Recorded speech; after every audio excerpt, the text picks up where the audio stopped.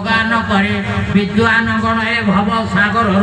अक्लेशरे तरी जाती से दिव्य गुणयुक्त परमेश्वर निमित्त घृत समर्पित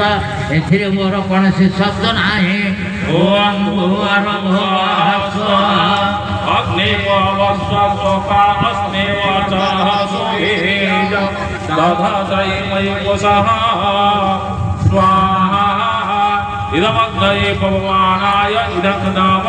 हे सच्चिदानंद स्वरूप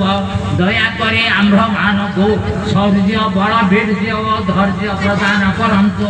आम्भ मान को तेजस्वी तथा समृद्धिशाली करंतु हे शोभन आहुति आपणकर तेजमय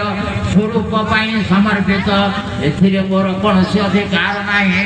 ओम भूर्भुवः स्वाहा प्रजापते नमस्तेरितान्नो विश्वानि परितापभोगा यत्कामास्ते तुमत्रान्नोऽस्तु स्वयं श्यामपदयुरैनां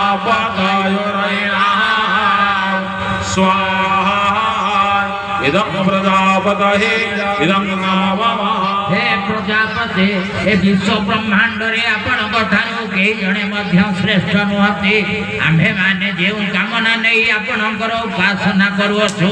से सब को